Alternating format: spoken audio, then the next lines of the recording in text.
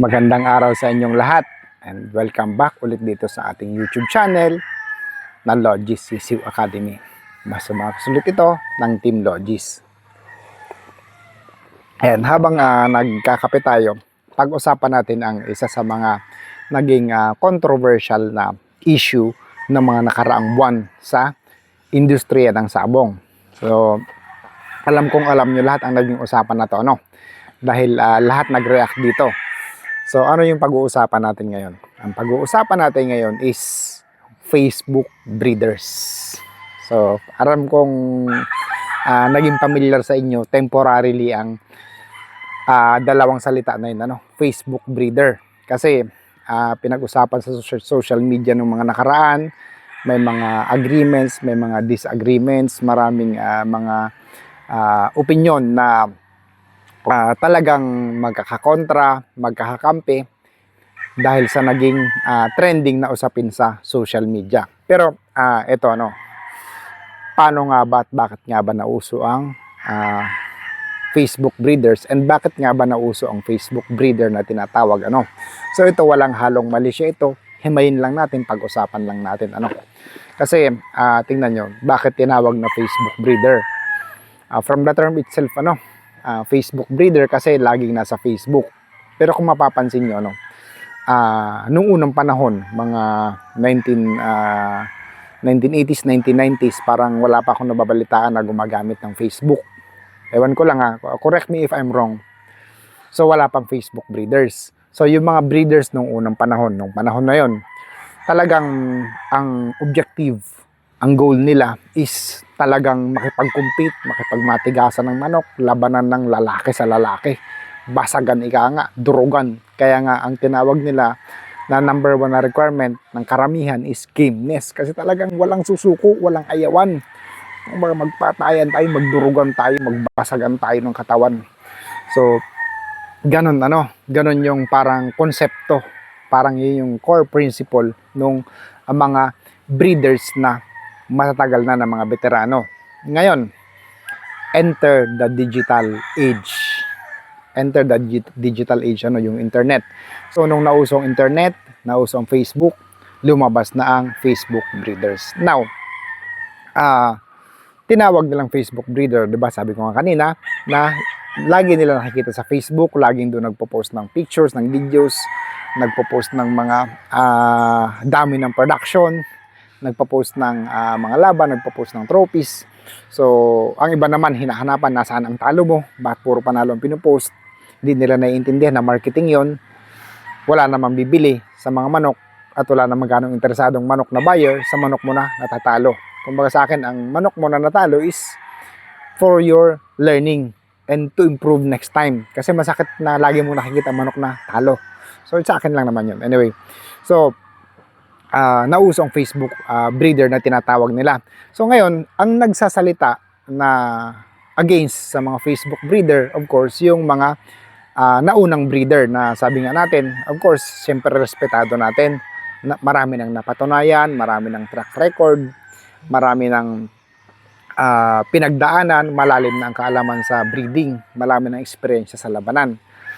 Pero ang dating ngayon, parang sa social media makikita nyo, talagang marami na magagaling mag-marketing, marami na magagaling mag-breed, marami na magagandang manok.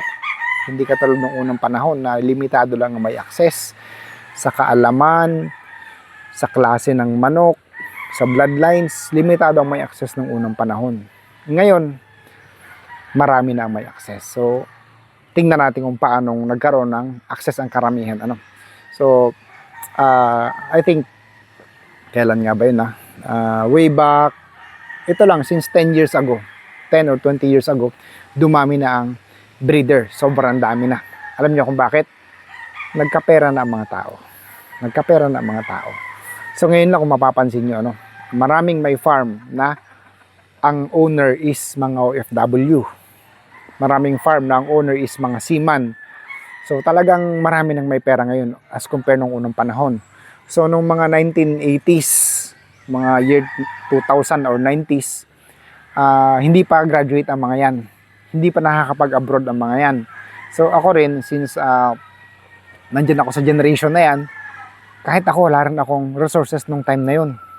Hirap na hirap din ako noon, nag-aaral pa lang ako and everything. So talagang wala pang resources. So nung mga panahon na yon, sa tingin ko ang pagmamanok is para lang sa mga may pera. Totoo naman. Kasi nga sabi ko nga, ang mga may pera lang kaya mag-access ng mga bloodline kasi sila lang ang may pera para pumunta ng US, magbayad ng eroplano, ng pamasahe, bumili ng manok, mag-sponsor ng mga Amerikanong papunta dito para magdala ng manok na panlaban. So sila yon, yung mga mayayaman, sina Don Piping Coangco, mga Negros Boys, sina mga Lacson, and lahat ng mga hindi ko nabanggit. Sila yung mga mayayaman that time. And yun yung parameters nila. Mag-import ng manok, laban tayo, pagalingan tayo. Dayuhan tayo sa kanya-kanyang lugar. So, kumbaga doon may invitational, dayo sa farm ni ganito, dayo sa farm ni ganyan. Talagang laban. Hanggang sa nabuo ang World Slasher Cup, para mag-compete internationally lahat. Ngayon,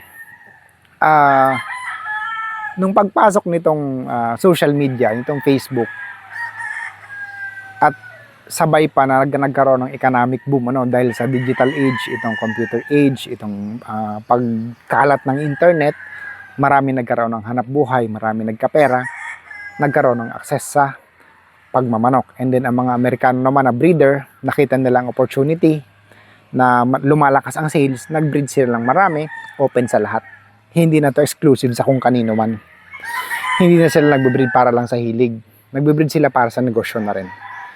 So, kaya dumami ang breeder. Ngayon, kahit sino pwede mag-import, basta may pera.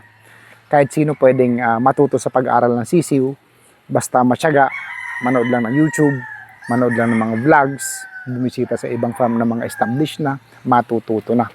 So, unlimited ng access sa lahat sa mga panahon ngayon. Now, kung i-compare mo yung objective, yung core principle, yung mga sinaunang panahon na mga breeders, sabi ko nga sa inyo, yung mga veterano, ang hanap nila is laban, pagalingan. Ito naman ngayon, yung mga modern breeders, I'd rather call them modern breeders, hindi Facebook breeders. Ito namang mga modern breeders, sila yung panibagong breed, panibagong bloodline ng breeders na nag-emphasize sa ganda ng manok, sa social media, ang ganda tingnan, matangkad. Kumbaga, they got the grip of what the market wants. So kung anong gusto ng market, ang hinahanap na market, matangkad, gwapo, mahaba, marami pumalo. So yun ang natitipuhan ng market, yun ang binibreed nila. And nakakapagbenta sila, lumalakas ang hanap buhay nila. Minsan mas malakas sila magbenta kaysa dito sa mga old-timer na breeder.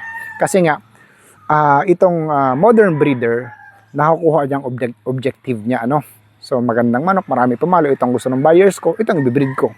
Ito naman, ito, wala akong pakialam sa buyers ko. Ang gusto ko lang manalo ang manok ko. Ang gusto ko lang maging magaling ang manok ko. Talunin ko kayong lahat. So magkaiba ng objective. Ito, focus on marketing. Ito, focus on personal goal. So, doon na nagkaroon ng difference ang dalawa.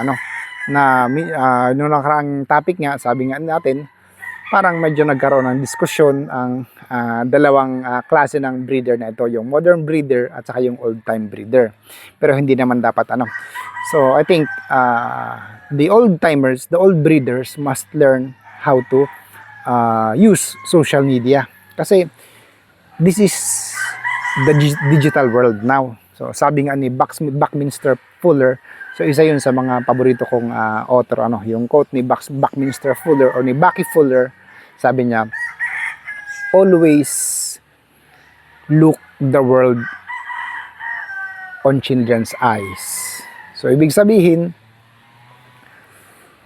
kung titingnan mo ang mundo, dapat tingnan mo siya kung ano yung mata ng bata. Kasi ibig sabihin,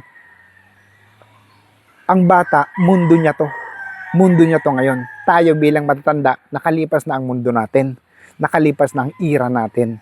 Kaya nga parang minsan, nagno-nostalgic tayo, naaalala natin yung mga classic moments, yung classic songs, yung pag minsan nakikita natin yung mga video na dumadaan sa Facebook natin, nandun yung mga memories ng kabataan natin, yung mga nagtatouching-touching pa tayo, hindi pa digital noon.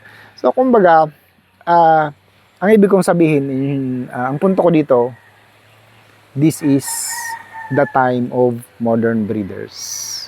Ang modern breeders, sila yung nakapag-maximize, sila yung nakapag-adapt ng internet, sila yung nakapag-adapt ng digital stage.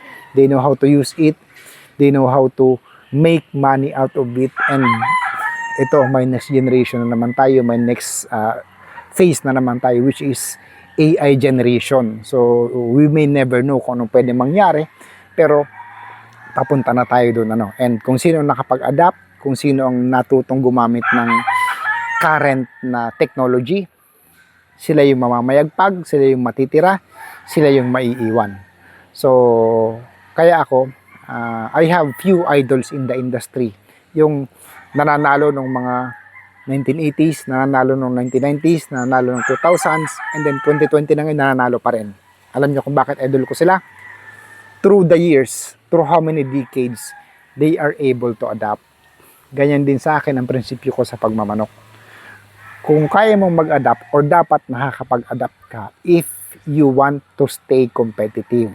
Kasi ang iba na pag-iwanan na, ang iba competitive pa din because they are able to adapt. So sabi nga, nothing is permanent in this world except change. So whether we like it or not, this is the time of modern breeders, and we have to learn how to operate this entire digital world that we are living in order for us to get along with them.